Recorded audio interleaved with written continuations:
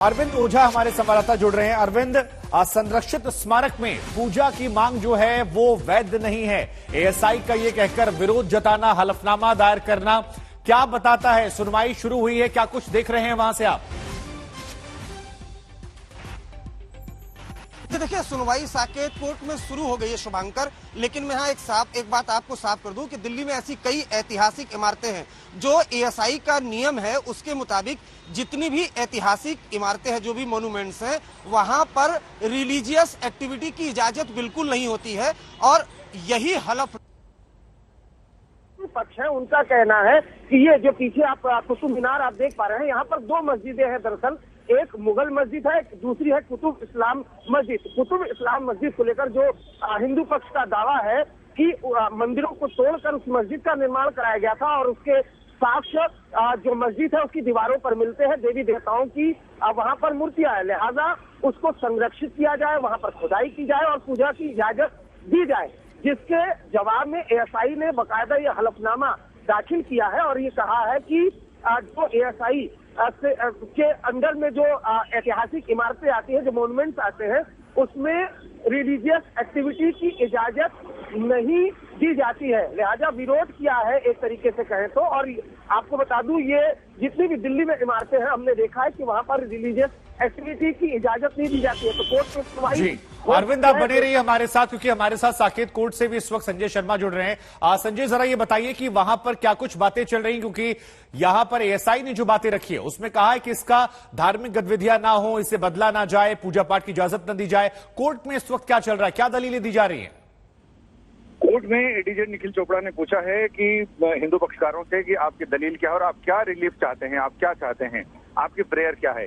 इस पर हरिशंकर जैन ने ये बताया है कि एक पुरानी डिक्री, और ये बोला है कि ये प्रिंसिपल डेटी जो है तीर्थंकर ऋषभदेव और विष्णु भगवान, उन सबके मंदिर हैं जो यहाँ के मुख्य देवता रहे हैं, जिनके मंदिर थे, और उन 27 मंदिरों को तोड़कर ये परिसर बनाया गया है। ये कुबतुल इस्लाम मस्जिद बनाई गई है और कई हिंदू देवी देवताओं की प्रतिमाएं सीढ़ियों में और बाकी ऐसी जगह रखी गई हैं, उनको अपमानित करने के लिए उनको सम्मान किया जाए और ये पूरा परिसर उन्हें अपने देवी देवताओं के पूजा अधिकार के लिए दिया जाए। साथ ही ये भी बोला है कि संविधान हमें ये अधिकार देता है, बुनियादी अधिकार देता है कि हम अपने देवी देवताओं की उपासना पूजा कर सकें।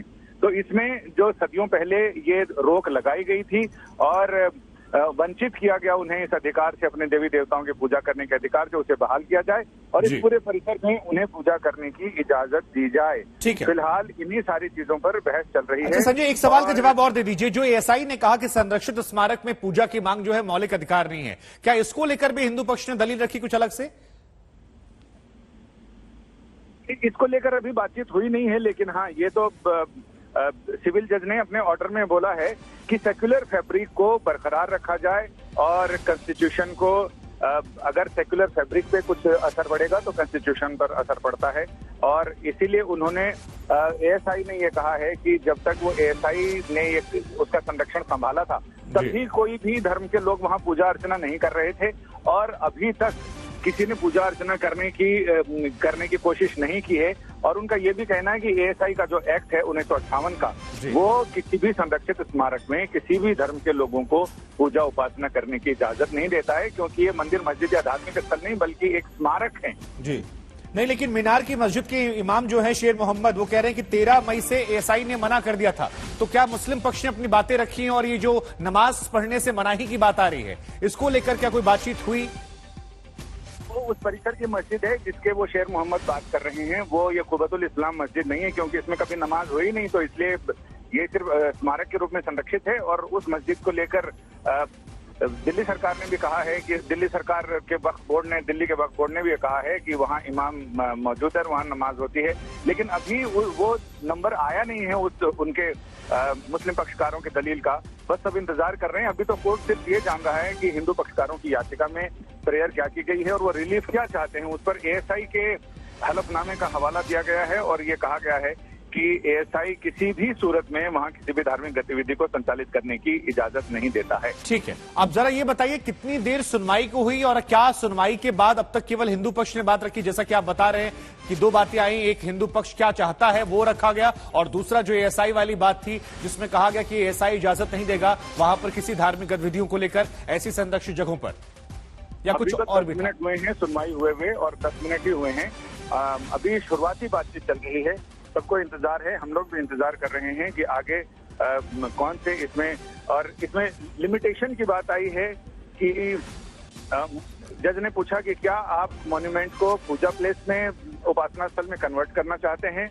इस पर उन्होंने कहा है कि हमारी लिमिटेड प्रेयर है और हम पूजा की इजाजत चाहते हैं, हम उस पर अधिकार नहीं चाहते हैं, हम पूजा की इजाजत चाहते हैं। ठीक है, अब जरा संजय ये समझाइए क्योंकि आप कानून के जानकारों से भी लगातार बातचीत करते रहते हैं, कानून के जानकार क्या कह रहे हैं कि ऐसी संरक्षित जगहों पर जहां पर एएसआई विरोध कर रहा है क्या चीजें हो सकती है? हालांकि कोर्ट का फैसला आएगा, हम सब सुनेंगे, लेकिन कानून के जानकार इस विषय पर क्या सोचते हैं?